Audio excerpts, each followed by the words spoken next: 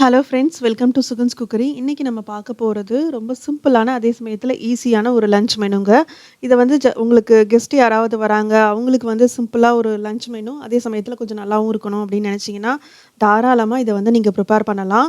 இதில் என்னென்ன இருக்குது அப்படின்னு பார்த்தீங்கன்னா, நெய் சாதமும் எண்ணெய் கத்திரிக்காய் குழம்பும். இது கூட நீங்கள் வந்து வத்தல், அப்பளம் அதெல்லாம் பொரித்து வச்சிங்கன்னா உங்களுக்கு வந்து சிம்பிளாக ஒரு லஞ்ச் மெனு ரெடி ஆகிடும். இப்போ அதை எப்படி செய்கிறது அப்படிங்கிறத பார்க்கலாம் வாங்க. நம்ம ஃபஸ்ட்டு நெய் சாதம் எப்படி செய்கிறது அப்படிங்கிறத பார்க்கலாம். அதுக்கு ஒரு குக்கரில் 2 டேபிள் ஸ்பூன் நெய் சேர்த்துட்டு, நெய் நல்லா உருகுனதுக்கப்புறம் அதில் 2 பிரியாணி இலை, ஒரு ஏலக்காய், 2 கறிப்பட்டை, கிராம்பு, அதுக்கப்புறம் மராத்தி மொக்கு இது எல்லாத்தையும் சேர்த்துட்டு நல்லா வதக்கிக்கோங்க. இந்த மாதிரி வதக்கும்போது உங்களுக்கு இந்த பிரியாணி மசாலாவோட ஸ்மெல் வரும். வந்ததுக்கு அப்புறம் ஒரு 10 முந்திரி பருப்பு அதையும் சேர்த்து நல்லா பொன்னிறமாக வதக்கிக்கோங்க. ஸோ இப்போ பாருங்கள், நல்லா ஓரளவுக்கு வதங்கிடுச்சு. இந்த டைமில் ஒரு பெரிய வெங்காயம் அதை வந்து நீள நீளமாக கட் பண்ணி அதையும் இது கூட சேர்த்துக்கலாம். சேர்த்துட்டு இந்த வெங்காயத்தை நல்லா வதக்கிக்கோங்க. இப்போ வெங்காயம் நல்லா வதங்கிடுச்சு. இந்த டைமில் ஒரு டேபிள் ஸ்பூன் இஞ்சி பூண்டு விழுது சேர்த்து இதோட பச்சை வாசனை போகிற அளவுக்கு நல்லா வதக்கிக்கோங்க. இப்போ இது கூட காரத்துக்காக 2 பச்சை மிளகாவை 2ஆக கீறி சேர்த்துருக்கேன். உங்களுக்கு இன்னும் கொஞ்சம் காரம் அதிகம் வேணும் அப்படின்னு நினச்சிங்கன்னா நீங்கள் வந்து பச்சை மிளகாய் வந்து அதிகமாக சேர்த்துக்கலாம். இப்போது மிளகாய் வந்து நல்லா வதங்கிட்டு இந்த டைமில் கொஞ்சமாக புதினா, கொஞ்சம் மல்லி இலை இதெல்லாம் சேர்த்து நல்லா வதக்கிக்கோங்க. இந்த மாதிரி மல்லி இலை, அப்புறம் புதினா இதெல்லாம் சேர்த்து நெய் சாதம் பண்ணும்போது நெய் சாதம் வந்து பயங்கர மணமாக இருக்குங்க. செம டேஸ்ட்டாக இருக்கும். இந்த டம்ளர் ஆட்டி தான் நான் வந்து இன்றைக்கி அரிசி அளந்திருக்கேன். இதாட்டி 2 கப்பு எடுத்திருக்கேன். ஸோ 1 கப்பு அரிசிக்கு 2 கப்பு தண்ணி ஊற்றணும். ஸோ இப்போ 4 கப்பு நான் வந்து தண்ணி ஊற்றிக்கிறேன். ஊற்றிட்டு இது எல்லாத்தையும் ஒரு தடவை நல்லா மிக்ஸ் பண்ணிக்கோங்க. கடைசியாக சாதத்துக்கு தேவையான உப்பு இதில் சேர்த்துக்கலாம். சேர்த்துட்டு இந்த தண்ணியில் வந்து உப்பு எல்லாம் கரெக்டாக இருக்கா அப்படின்னு செக் பண்ணிவிட்டு இதை வந்து கொதி வர வரைக்கும் வெயிட் பண்ணலாம். இப்போது தண்ணி வந்து நல்லா கொதிக்குது. இந்த டைமில் 20 நிமிஷம் ஊற வச்ச பாஸ்மதி அரிசி அதை வந்து இது கூட சேர்த்துக்கலாம். சேர்த்துட்டு இதை நல்லா மிக்ஸ் பண்ணிக்கோங்க. நெய் சாதம் வந்து பாஸ்மதி ரைஸில் பண்ணால் தான் உங்களுக்கு நல்ல டேஸ்ட்டாகவும் அதே சமயத்தில் நல்ல மணமாகவும் இருக்கும். இப்போ இந்த குக்கரை மூடி 2 விசில் விட்டுருங்க. இப்போது குக்கரில் 2 விசில் வந்துடுச்சு. அதுக்கப்புறம் ஆவியும் குறைஞ்சிருச்சு. நம்ம குக்கரை ஓப்பன் பண்ணி பார்க்கலாம். குக்கரை ஓப்பன் பண்ணும்போதே ஆகா செமையாக இருக்குங்க வாசம். அவ்வளோ சூப்பராக வீடே கமகமன்னு மணக்குது நெய் வாசம்.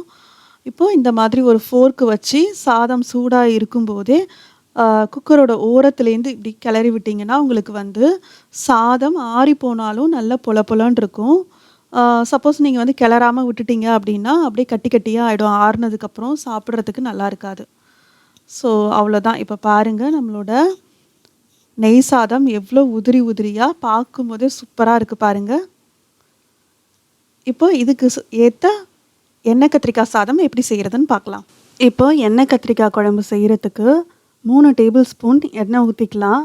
எண்ணெய் வந்து நல்லா காஞ்சதுக்கப்புறம் 2 பெரிய வெங்காயத்தை நல்லா பெருசு பெருசாக கட் பண்ணிக்கோங்க. ஏன்னா நம்ம எல்லாத்தையும் வதக்கி அரைக்க தான் போகிறோம்.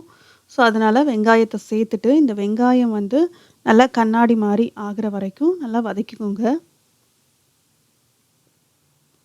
இப்போ வெங்காயம் ஓரளவுக்கு நல்லா வதங்கினதுக்கப்புறம் அதில் 15 பல்லு பூண்டு, 2 துண்டு இஞ்சி, 2 பச்சை மிளகாய் இது எல்லாத்தையும் சேர்த்து அதையும் நல்லா வதக்கிக்கலாம்.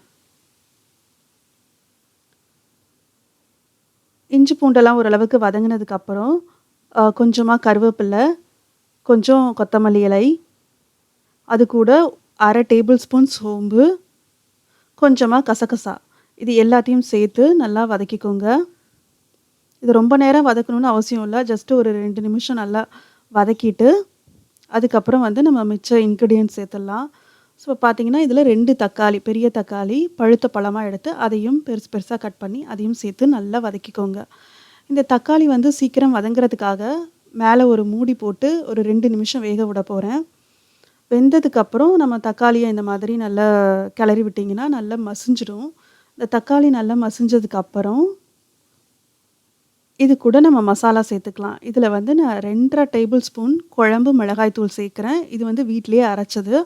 உங்ககிட்ட குழம்பு மிளகாய் தூள் இல்லாட்டி, நீங்க வந்து 1 1/2 டேபிள் ஸ்பூன் மல்லித்தூள், 1 டேபிள் ஸ்பூன் மிளகாய் தூள், 1/4 டேபிள் ஸ்பூன் மஞ்சள் தூள் சேர்த்து, அத நல்லா பச்சை வாசனை போற அளவுக்கு வதக்கிக்கோங்க. ஸோ, இப்போ பார்த்தீங்கன்னா, மசாலா எல்லாம் நல்லா வதங்கிடுச்சு. இப்போ ஸ்டவ்வ ஆஃப் பண்ணிட்டு, இது கூட 3 டேபிள் ஸ்பூன் திருகுன தேங்காய். அத சேர்த்து ஜஸ்ட் அந்த அடுப்புல இருக்கிற சூடு இருக்கு இல்லையா, ஐ மீன் அந்த பேன்ல இருக்கிற சூடு இருக்கு இல்லையா, அதிலேயே லைட்டா அப்படியே பெரட்டி விடுங்க 1 நிமிஷம். தேங்காய் நல்லா பெரட்டினதுக்கப்புறம் 2 டேபிள் ஸ்பூன் வறுத்த வேர்க்கடலை தோலை உரிச்சிட்டு, அதையும் இது கூட சேர்த்துட்டு லைட்டா கிளறி விட்டுருங்க. இப்போ இது எல்லாமே ஆறட்டும். ஆறுனதுக்கப்புறம் ஒரு மிக்ஸி ஜாரில் கொஞ்சமாக தண்ணி ஊற்றி அரைச்சி பேஸ்டாட்டம் எடுத்துக்கலாம். ஸோ இதுக்குள்ளே நம்ம வந்து கத்திரிக்காய் ரெடி பண்ணிடலாம். எண்ணெய் கத்திரிக்காய் குழம்பு செய்கிறதுக்கு எப்போதுமே நல்லா பிஞ்சு கத்திரிக்காவாக எடுத்துக்கோங்க. அப்போ தாங்க ரொம்ப நல்லாயிருக்கும். ஸோ இந்த மாதிரி பிஞ்சு கத்திரிக்காவாக எடுத்து அதை வந்து நடுவில் இந்த மாதிரி கிராஸ் மாதிரி கட் பண்ணிவிடுங்க. கட் பண்ணிவிட்டு அதில் இருக்கிற காம்பையும் எடுத்துடலாம். ஸோ இந்த மாதிரி எல்லா கத்திரிக்காவையும் காம்பை எடுத்துட்டு தண்ணியில் போட்டு வச்சுருக்கிறேன். இப்போ இதை வந்து நம்ம ஃப்ரை பண்ணிடலாம். இதை ஃப்ரை பண்ணுறதுக்கு ஒரு பேனில் 3 டேபிள் ஸ்பூன் எண்ணெய் ஊற்றிக்கிறேன். எண்ணெய் ஊற்றிட்டு எண்ணெய் வந்து நல்லா காஞ்சதுக்கப்புறம் நம்ம கட் பண்ணி வச்சுருக்கிற கத்திரிக்காய் அது எல்லாத்தையும் ஒன்று ஒன்றா சேர்த்துக்கலாம்.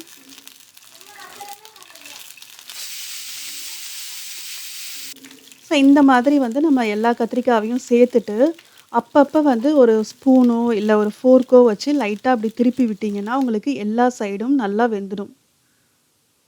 ஸோ இந்த மாதிரி எல்லா கத்திரிக்காயையும் அப்பப்போ திருப்பி விட்டுக்கிட்டே இருங்க. ஸோ இந்த மாதிரி ஒரு 5லேருந்து 7 நிமிஷம் இப்படி பண்ணிட்டு இருந்தீங்கன்னா உங்களுக்கு கத்திரிக்காய் வந்து நல்ல கலர் மாறி நல்லா வெந்துடும். அதுக்கப்புறம் இதை எடுத்து தனியாக வச்சிடலாம்.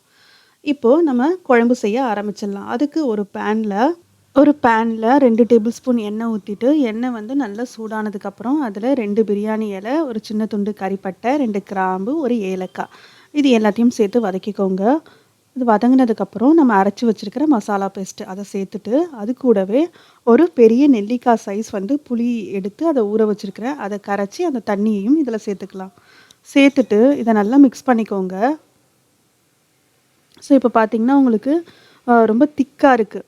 ஸோ இது கூட குழம்புக்கு தேவையான உப்பு அப்புறம் தண்ணி இது 2த்தையும் சேர்த்து நல்லா மிக்ஸ் பண்ணிக்கோங்க. ஸோ இப்போ பார்த்திங்கன்னா உங்களுக்கு குழம்புக்கு தேவையான கன்சிஸ்டன்சி வந்துடுச்சு. இதை ஒரு மூடி போட்டு ஒரு 7லேருந்து 8 நிமிஷம் நல்லா கொதிக்க விடுங்க.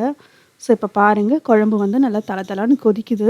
இந்த டைமில் அடுப்பு வந்து மீடியம் ஃப்ளேமில் வச்சுட்டு நம்ம வதக்கி வச்சுருக்கிற கத்திரிக்காவை வந்து எண்ணெயோடு சேர்த்துக்கோங்க. சேர்த்துட்டு இதை வந்து நல்லா அந்த மசாலா கூட மிக்ஸ் ஆகிற மாதிரி நல்லா மிக்ஸ் பண்ணிவிட்டு இதை வந்து ஒரு 7 நிமிஷம் நல்லா மீடியம் ஃப்ளேமில் நல்லா கொதிக்க விடலாம். நம்ம வந்து எண்ணெயில் வதக்கும் போதே கத்திரிக்காய் வந்து ஆல்மோஸ்ட் வெந்துடும். ஸோ இதில் கொஞ்சம் நேரம் ஜஸ்ட் இந்த மசாலாலாம் ஏறுனா போதும். ஸோ பாருங்கள் ஒரு 7 நிமிஷம் ஆயிடுச்சு. குழம்புல இருக்கிற எண்ணெயும் ஓரளவுக்கு நல்லா பிரிஞ்சு வந்துட்டு நமக்கு தேவையான கன்சிஸ்டன்சியும் கிடச்சிருச்சு. ஸோ அவ்வளோதாங்க. ரொம்ப சூப்பரான ரொம்ப ரொம்ப டேஸ்டியான எண்ணெய் கத்திரிக்காய் குழம்பு ரெடி ஆகிடுச்சு. இதை வந்து நல்ல சூடான நெய் சாதத்தை கூட போட்டு சாப்பிடும்போது அப்படியே அட்டகாசமாக இருக்கும். இதே மாதிரி நீங்களும் செஞ்சு பாருங்கள். இதுக்கு சைடிஷ்ஷாக நீங்கள் வந்து வத்தல், அப்பளம் இதெல்லாம் வச்சு சாப்பிட்லாம். இந்த வீடியோ பிடிச்சிருந்ததுன்னா வீடியோவை லைக் பண்ணுங்கள். மறக்காமல் நம்ம சுகன்ஸ் குக்கரி சேனலை சப்ஸ்கிரைப் பண்ணுங்கள். தேங்க்ஸ் ஃபார் வாட்சிங்.